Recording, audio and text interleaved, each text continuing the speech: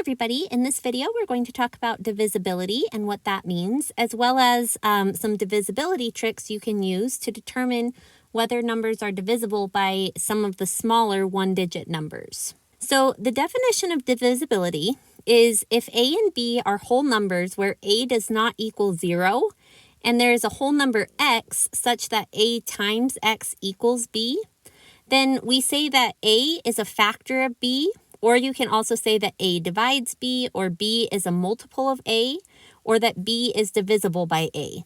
All of those statements are equivalent statements, and we can use this notation here to write that out in a math sentence.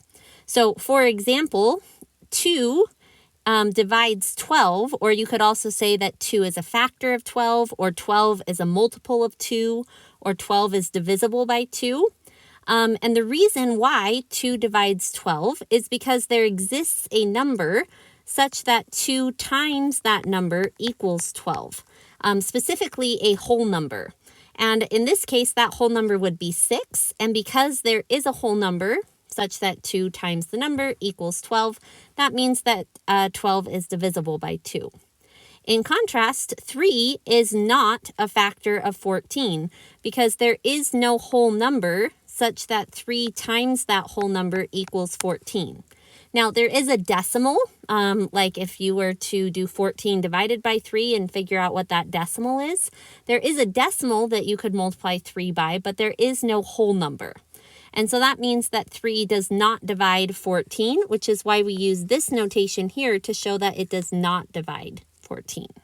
So let's talk about some divisibility tricks that you can use to determine whether or not a number is divisible by numbers like 2 or 5 or 10 and things like that. So if we start off with this one and we look at the multiples of 2, you'll notice that all of the multiples of 2 end in either a 0, a 2, a 4, a 6, or an 8. Or in other words, they're even numbers. And so we know that a number is divisible by 2 if and only if the number in its ones digit is an even number like 0, 2, 4, 6, 8, etc. And so that's the trick for divisibility by 2. You look at the last digit or the ones digit and you look and see whether or not that number is an even number. The trick for divisibility by 5 is very similar because if you look at the multiples of 5, you'll notice that all of these numbers end in either a 0 or a 5. And so a number is divisible by 5 if and only if the number in its ones digit is a 0 or a 5. And so that's the trick for divisibility by 5. And the trick for divisibility by 10 is even easier because all of the multiples of 10 all end in zeros. And so if the ones digit of a number is 0, that tells you that the number is divisible by 10. So even if you had a really big number, like, I don't know, let's say 7,690, because the ones digit is a 0, that means that that number is divisible by 10. It also happens to be divisible by 5 and by 2 because the rule for divisibility by 5 is that the digit that's in the ones column needs to either be a 0 or a 5. And so in this case, since it's 0, that means that it is divisible by 5. And with the divisibility by 2 trick, it needs to be an even number, which 0 is an even number. And so those are our tricks for divisibility by 2, 5, and 10. And there's a theorem in your book that says that these 3 statements are true. So I'm going to go through them one by one and show you an example of why these are true. So the first statement says if a number divides the number m and the number also divides the number n, then that number will divide the sum of m and n. So let's do an example. So let's say that A is the number 2, and we know that 2 divides, let's say, the number 6, and then 2 also divides the number 4. What this statement is telling us is that 2 divides the number 6 plus 4, which would be 10. And to kind of visualize what this means, if a number is divisible by 2, that means that you could form a rectangular array where you have 2 rows and you have a total of 6 dots. So this rectangular array could communicate the same information that 2 divides 6. And notice that the number of columns you have is the number that you would multiply 2 by to get the number 6.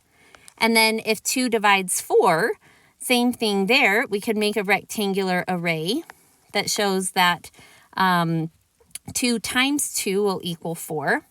And notice that when we put these two rectangular arrays together, it forms a bigger rectangular array that still has 2 rows, and this time it has 5 columns, which is the number that makes this divisibility statement true, because 2 times 5 equals 10. And so that's why if a number divides 2 different numbers, then the number will also divide the sum of those numbers. And I'm going to skip ahead to this statement right here, because this one is basically saying if A divides M, then A divides any multiple of M. So all of these numbers need to be whole numbers. So if you take M and multiply by a whole number, it would basically be the same thing. So like let's say that A was 2 and M was 6 again. And let's say that K was like the number 3 or something like that. Basically what that would be saying is that 2 divides 18, because 3 times 6 is 18. And if we were to draw a picture of that, you'd basically have, there's the rectangular array that shows that 2 divides 6. And if you make 3 copies of these 6 dots, so here's the second copy, and here's the third copy, notice that you still have a rectangular array that has 2 rows. And so this would be a visual way of proving that statement. And you could also prove the subtraction statement as well, but I'm going to actually show this one algebraically. So on this one, we say if A divides M and A divides N, then A divides M minus N as long as M is bigger than N, which basically just means that this number won't be negative. So to prove that this is true algebraically, let's remind ourselves of what the definition of divisibility says. So divisibility says that if A divides M, then there is an X such that A times X equals M. That's just the definition of divisibility. And if A divides N, then that means there's another number that when you multiply by it, it equals N. So I'm going to use the letter Y just so we don't get it mixed up with the X above.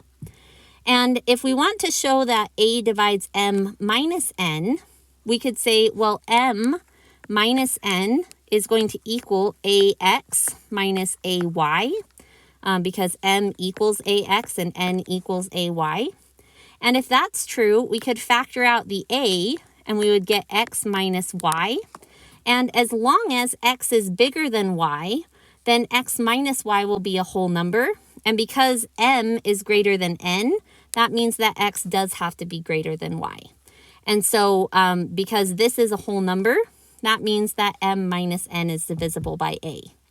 And so that's an algebraic proof of why that middle statement is true.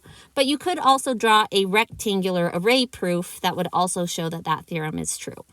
So these 3 theorems lead us to the other divisibility tricks that are a little bit more complicated than just looking at the ones digit numbers.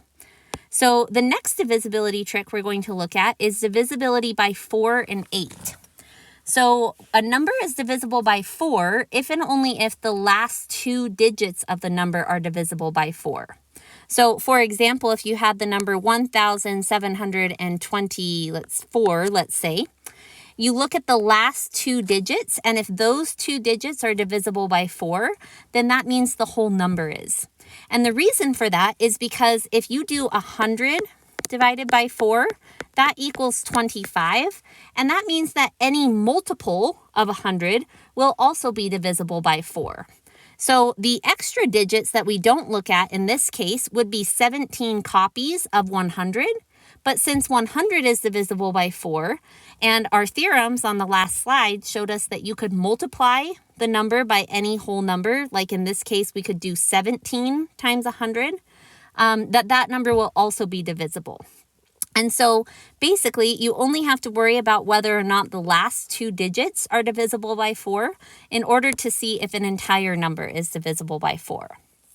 And then the divisibility by 8 rule is very similar, except that it's the last 3 digits. And the reason for that is because the number 1,000 is divisible by 8. It equals 125, I think. And so since 1,000 is divisible by 8, any multiple of 1,000 will also be divisible by 8. So you really only have to worry about the last 3 place values or the last 3 digits to see if they're divisible by 8. Also, I realize this is a typo. This should say the number 8. So that's the divisibility by 4 and 8 rule. And then the divisibility by 3 and 9 rule is really interesting. I actually didn't learn this one until I was an adult, but I think it's just fascinating that the numbers work this way. So to test if a number is divisible by 3, you add up all of the digits and you see if the sum of the digits are divisible by 3. So if I do 4 plus 6, that would be 10, plus 7 would be 17. And since 17 is not divisible by 3, because 17, if you were to divide by 3, you would have a remainder. That means that the number 467 is also not divisible by 3. And if you want to test that out on your calculator to verify that, you're welcome to. But that's how the divisibility by 3 test works. So if we looked at this other number, if you do 1 plus 6, that's 7, plus 9 would be 16, and 16 plus 5 is 21. And since 21 is divisible by 3, that means that this number will be divisible by 3. So this one is divisible by 3, but this one is not. And then the divisibility rule for 9 is very similar. You add up all the digits, but this time the sum of the digits needs to be divisible by 9. So if we go 1 plus 2, that's 3, plus 3 is 6, plus 4 is 10, and then plus 5 would be 15, and 15 is not divisible by 9, and so that means that this number is not divisible by 9. It would, however, be divisible by 3 because 15 is divisible by 3.